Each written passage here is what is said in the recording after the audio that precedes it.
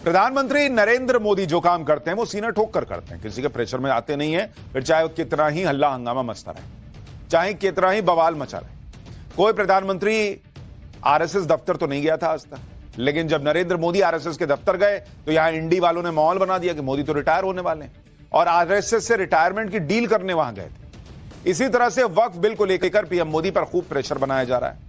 कई दिनों से खूब बवाल कटा हुआ है। मुस्लिम वोटों के ठेकेदार छाती पीट रहे हैं, कोई धमकी दे रहा है तो कोई चैलेंज कर रहा है, लेकिन नरेंद्र मोदी पीछे हटने वाले नहीं है, ऐसा लग रहा है। नरेंद्र मोदी, अमित शाह ने वक्फ बिल पर पूरी तैयारी कर ली और यह तैयारी इस तरह की है कि इसी सत्र में अगले कुछ दिन में वक्फ संशोधन बिल संसद में आ जाएगा। खुद गृह मंत्री अमित शाह ने टाइम्स नाउ नवभारत पर कहा था कि बिल इसी संसद सत्र में आएगा। मौजूदा संसद सत्र 4 अप्रैल तक चलना है, यानी अगले 4 दिन में बिल संसद में आ जाएगा। सूत्र तो बता रहे हैं कि 2 अप्रैल को ही बिल संसद में पेश हो सकता है, लेकिन इधर वक्फ बिल पेश होने का स्टेज सेट हो रहा है। मोदी शाह की पूरी तैयारी हो रही है। उधर ईद पर जगह जगह बवाल मच गया, क्योंकि ईद के त्योहार में भी वक्फ बिल का सियासी एजेंडा चला दिया गया। लोगों को भड़काया गया कि काली पट्टी बांधकर नमाज अदा करने जाओ। कई जगहों पर भयंकर बवाल हुआ, ईंट पत्थर चल गए, कहीं हंगामा हुआ, कहीं उड़दंग हुई। वक्फ बिल की तैयारी के बीच ईद पर किस तरह से आज पूरा दिन हंगामा चला, उसका एक ट्रेलर देखिए, फिर इस पर हो रही पूरी सियासत आपको दिखाऊंगा।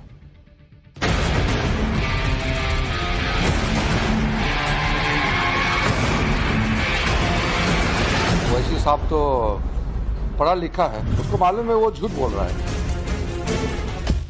वक्फ बिल आने से पहले समाज में तनाव पैदा करने के लिए कुछ संगठन जो प्रयास कर रहा है, हमारा नजर में आ रहे हैं। ये देश संविधान से चलता है, किसी का जमीन कैसे छीन सकता है? सरकार की नीयत वक्फ जमीन पर कब्जा करने की है। इसी सत्र में हम वक्फ संशोधन का बिल रखेंगे। हम अपने लोगों के हक को छीनने नहीं देने के हैं और जरूरत पड़ेगी तो हम इसकी मुखालफत में कोर्ट का दरवाजा भी खटखटाएंगे। और वक्फ गवर्नमेंट की प्रॉपर्टी नहीं, हमारे बाबा अजदाद की गाढ़े खून की कमाई की प्रॉपर्टी है, गवर्नमेंट की दी हुई नहीं है। ये अजीब अजीब तर्क दिए जा रहे हैं कि हमारे जो पूर्वज थे उनके गाढ़े कमाई की ये वक्फ की जमीनें हैं। अगर आपके पूर्वज इतने गाड़ी कमाई करके इतने, मतलब देश में सबसे ज्यादा जमीन के मामले में तीसरे नंबर पर वक्फ है, इतनी जमीन वक्फ कर गए, तो मुसलमान आज भी गरीब कैसे? जिनके पूर्वज इतने अमीर थे कि इतनी जमीन है, तो भाई मौजूदा हालात में इतनी गरीबी कहां से आ रही है फिर?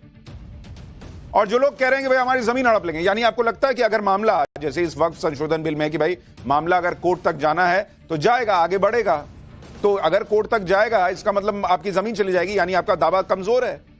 आपको यही डर सता रहा है। फिर जो लोग वक्फ के नाम पर छाती पीट रहे हैं वो कम से कम ईद का त्योहार तो छोड़ देते। लोग ये भी कह रहे हैं इसमें तो अपना सियासी एजेंडा न चलाते, ईद थी भाई, कम से कम इसमें तो खुशी से रह लेते। लेकिन इन लोगों ने तो ईद के त्योहार को भी मौका बना लिया। ईद के दिन लाखों करोड़ों मुसलमान नमाज पढ़ने के लिए निकलते हैं। इससे अच्छा मौका क्या हो सकता था अपना भड़काऊ एजेंडा सेट करने के लिए? वक्फ संशोधन बिल अभी तक संसद में आया भी नहीं है, लेकिन माहौल वही पुराना सीए एनआरसी वाला बनाया जा रहा है कि मुसलमान खतरे में हैं, मुसलमानों से मस्जिद, कब्रिस्तान और दरगाहें छीन ली जाएंगी। ऐसे बयान देकर मुसलमानों को भड़काने की कोशिश की जा रही है और मुस्लिम नेताओं और मौलानाओं ने अपनी ताकत दिखाने के लिए ईद के दिन कुछ ना, मुसलमानों से कहा गया कि वक्फ बिल के विरोध में काली पट्टी पहनकर ईद की नमाज पढ़ें। प्रधानमंत्री नरेंद्र मोदी जो काम करते हैं वो सीना ठोक कर करते हैं, किसी के प्रेशर में आते नहीं है। फिर चाहे कितना ही हल्ला हंगामा मचता रहे, चाहे कितना ही बवाल मचा रहे। कोई प्रधानमंत्री आरएसएस दफ्तर तो नहीं गया था आज तक, लेकिन जब नरेंद्र मोदी आरएसएस के दफ्तर गए तो यहां इंडी वालों ने माहौल बना दिया कि मोदी तो रिटायर होने वाले हैं और आरएसएस से रिटायरमेंट की डील करने वहां गए थे। इसी तरह से वक्फ बिल को लेकर पीएम मोदी पर खूब प्रेशर बनाया जा रहा है। कई दिनों से खूब बवाल कटा हुआ है। मुस्लिम वोटों के ठेकेदार छाती पीट रहे हैं, कोई धमकी दे रहा है तो कोई चैलेंज कर रहा है, लेकिन नरेंद्र मोदी पीछे हटने वाले नहीं है, ऐसा लग रहा है। नरेंद्र मोदी, अमित शाह ने वक्फ बिल पर पूरी तैयारी कर ली और यह तैयारी इस तरह की है कि इसी सत्र में अगले कुछ दिन में वक्फ संशोधन बिल संसद में आ जाएगा। खुद गृह मंत्री अमित शाह ने टाइम्स नाउ नवभारत पर कहा था कि बिल इसी संसद सत्र में आएगा। मौजूदा संसद सत्र 4 अप्रैल तक चलना है, यानी अगले 4 दिन में बिल संसद में आ जाएगा। सूत्र तो बता रहे हैं कि 2 अप्रैल को ही बिल संसद में पेश हो सकता है, लेकिन इधर वक्फ बिल पेश होने का स्टेज सेट हो रहा है, मोदी शाह की पूरी तैयारी हो रही है। उधर ईद पर जगह जगह बवाल मच गया, क्योंकि ईद के त्योहार में भी वक्फ बिल का सियासी एजेंडा चला दिया गया। लोगों को भड़काया गया कि काली पट्टी बांधकर नमाज अदा करने जाओ। कई जगहों पर भयंकर बवाल हुआ, ईंट पत्थर चल गए, कहीं हंगामा हुआ, कहीं उड़दंग हुई। वक्फ बिल की तैयारी के बीच ईद पर किस तरह से आज पूरा दिन हंगामा चला, उसका एक ट्रेलर देखिए, फिर इस पर हो रही पूरी सियासत आपको दिखाऊंगा।